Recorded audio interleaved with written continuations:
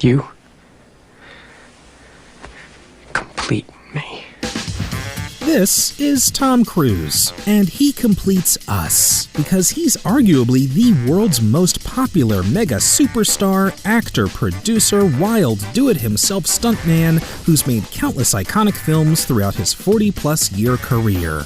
And he's strapping back into the pilot seat once again to play the beloved Lieutenant Pete Maverick Mitchell in Top Gun Maverick. Jeez! Having any fun yet? Tom's first role was in Endless Love as, well, a shirtless arsonist. Did you ever try to light a whole pile of wet newspapers? Jeez, it smokes like crazy. That same year, he garnered critical acclaim for bringing a manic edge to Cadet David Shawn, who helps take over his military academy in TAPS. We were in an explosive situation which jeopardized the entire mission. I simply defused the situation. The following year, he played a teen trying to lose his virginity in the comedy romp Losing It. Check this out, buddy.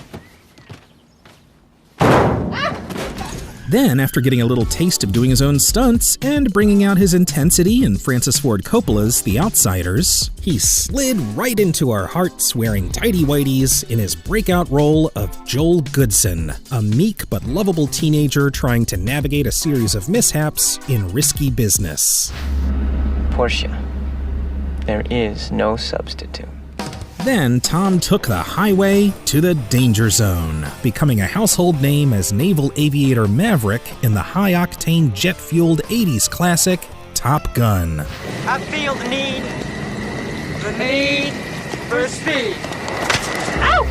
From there, his career blew into the stratosphere, turning in dramatic performances in award-winning films like Rain Man and Born on the 4th of July. His performance as Ron Kovic, a paraplegic Vietnam veteran struggling to function in society, earned him his first Oscar nomination.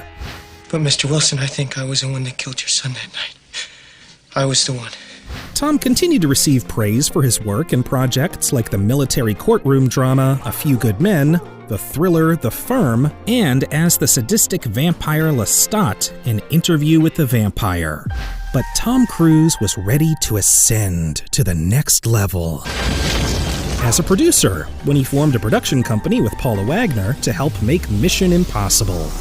For the next 2 decades, he made so many impossible missions possible, thanks to his insane work ethic as an actor, producer, and borderline stuntman. He wasn't afraid to scale skyscrapers, drive motorcycles, fly helicopters, or literally hang for dear life on the side of a moving plane.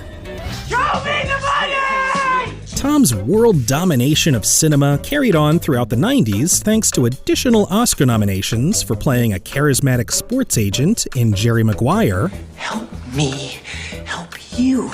And an over-the-top motivational speaker reconciling with his dying father in Magnolia.